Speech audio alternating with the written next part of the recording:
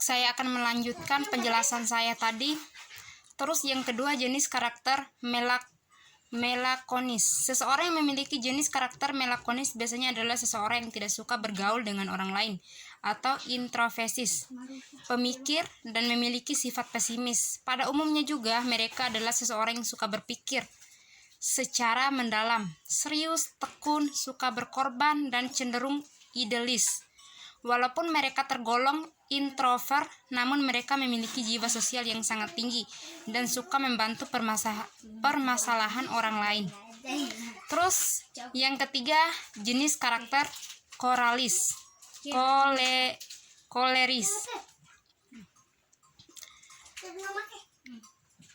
Koleris biasanya jenis karakter yang sangat cocok untuk dijadikan seseorang pemimpin. Mereka sangat suka mengatur, berpetualangan, senang dengan tantangan tegas dalam mengambil keputusan, serta tidak mudah untuk menyerah. Di balik segala kelebihannya, seseorang yang berkarakter koleris biasanya sering menciptakan kontroversi karena mereka senang memerintah, terlalu kaku, dan sering membuat keputusan yang tergesa-gesa. Terus yang selanjutnya, jenis karakter flegmatis. Seseorang yang memiliki karakter flegmatis mungkin dapat disebut orang yang cuek atau santai. Karakter flegmatis ini lebih dapat berdamai dengan kehidupan. Bahkan di saat mereka menghadapi permasalahan yang sulit sekalipun. Flegmatik ini biasa dikatakan sebagai kebalikan dari karakter melankolis, karena karakter flegmatik lebih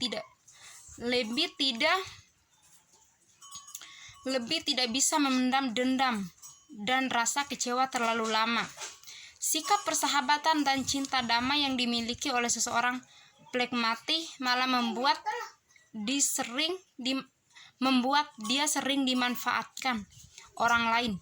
Bahkan seorang flegmatik tidak memiliki tujuan yang pasti karena mereka hidup seperti air yang mengalir. Terus yang C, proses pembentukan karakter.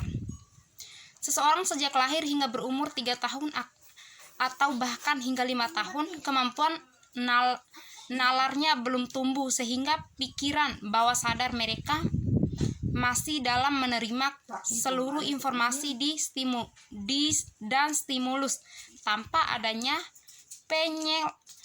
penyeleksian mulai dari orang tua dan lingkungan. Hal ini merupakan pondasi utama dalam membentuk karakter seseorang, yang kemudian selanjutnya membentuk karakter akan terpengaruhi dari lingkungan sekitar.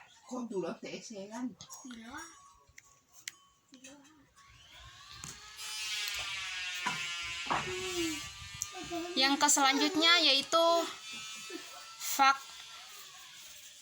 faktor pembentuk karakter. Pengaruh faktor pembentukan karakter.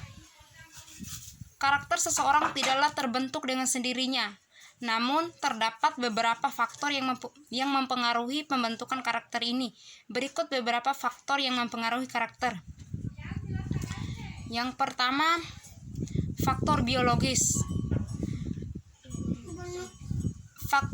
Pengaruh faktor biologis merupakan faktor yang berasal dari dalam diri sendiri dan juga berasal dari faktor keturunan atau dibawa sejak lahir.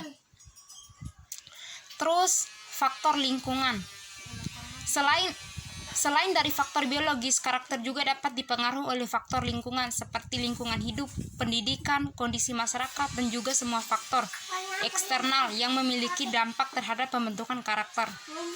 Ada istilah yang berlaku dan bahasa yang digunakan dalam kehidupan sehari-hari juga bisa untuk mempengaruhi karakter seseorang. Keluarga merupakan lingkungan pertama dalam membentuk karakter seseorang melalui pembiasaan dan contoh nyata.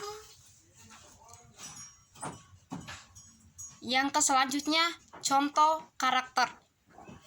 Berikut beberapa contoh karakter antaranya mudah bergaul, sombong, labil, optimis, minder, suka mencari perhatian, pendendam, pesimis, sensitif, egois, modif, ambisius, penyendiri, jujur, rendah hati, dermawan, pembangkang, bijaksana, pendusta, keras kepala, sopan, dan lain-lain.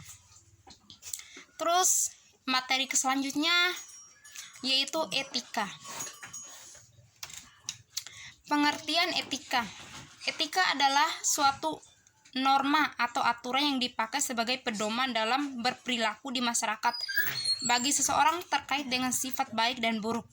Secara etimologi, kata etika berasal dari bahasa Yunani kuno yaitu etiko, yang artinya timbul dari suatu kebiasaan. Terus, etika menurut para ahli. Yang pertama menurut Soegarda Poe Bakawatiza. Menurut Soegarda, pengertian etika adalah suatu ilmu yang memberikan arahan, acuan, serta pijakan kepada suatu tindakan manusia. Terus yang kedua, menurut Haji A. Mustafa. Menurut H.A. Mustafa, pengertian etika adalah ilmu yang menyelidiki terhadap suatu perilaku yang baik dan yang buruk dengan memperhatikan perbuatan manusia sejauh apa yang diketahui oleh akan serta pikiran manusia. Terus yang ketiga menurut Kaberten. Menurut Kaberten, didefinisikan etika adalah nilai dan normal yang menjadi suatu acuan bagi umat manusia secara baik, secara individu atau kelompok dalam mengatur semua tingkah laku.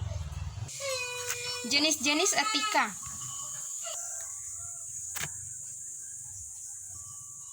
Secara umum etika dapat dibagi menjadi dua jenis. Mengacu pada pengertian etika di atas, beberapa jenisnya adalah sebagai berikut. Yang pertama, etika filosofis. Pengertian etika filosofis adalah suatu etika yang bersumber dari aktivitas berpikir yang dilakukan oleh manusia. Dengan kata lain, etika merupakan bagian dari filsafat. Pembicaraan tentang filsafat, maka kita perlu mengetahui sifat dan etika tersebut, yaitu yang pertama, empiris, yaitu cabang filsafat yang membahas sesuatu yang ada atau konkret, misalnya filsafat hukum yang mengajari mengenai hukum. Terus yang kedua, non-empiris, yaitu filsafat yang berusaha melampaui hal konkret dengan seolah-olah menanyakan sesuatu yang ada di balik semua gejala konkret. Yang kedua, etika teologis. Pada dasarnya, etika teologis terdapat pada setiap agama. Etika teologis ini adalah bagian dari etika secara umum karena mengandung berbagai unsur etika dan dapat dimengerti jika memahami etika secara umum. Misalnya dalam agama Kristen, etika teologi merupakan etika yang bersumber dari preoposisi tentang Allah atau Sang Ilahi, serta melihat kesusilaan bersumber dari kepercayaan terhadap Allah dan yang ilahi. Terus yang berikutnya, hubungan etika filosofis dan etika teologi. Dalam sejarah manusia terdapat perbedaan antara manusia mengenai posisi etika teologi dan etika filosofis. Di antara etika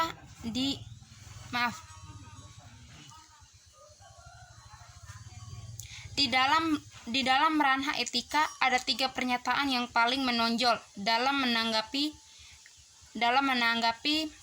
perdebatan tersebut, yaitu yang pertama,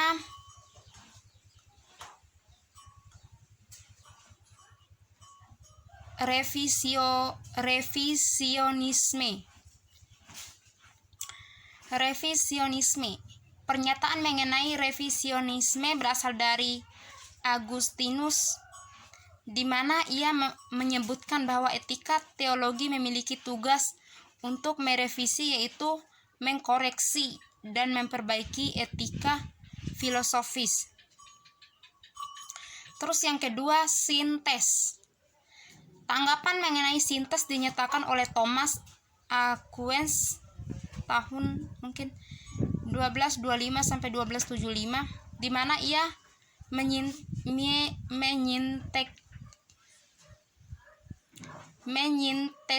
menyintesiskan etika teologi dengan etika filosofis. Hasil sintesis tersebut adalah suatu entitas baru di mana etika filosofis dan etika teologi tetap mempertahankan identitasnya masing-masing. Terus yang ketiga, diaparalelisme. Tanggapan ini ditemukan oleh F.E.D. Seymarke 1768 sampai 1834, di mana ia mengatakan bahwa etika filosofis dan etika teologi merupakan gejala-gejala yang sejajar, dapat diumpamakan seperti sepasang rel kereta api yang selalu berjalan. Demikian pembahasan dari saya, Imas Sasdianti. Selanjutnya, materi selanjutnya akan dilanjutkan oleh teman saya, Siska Yuni Lestari.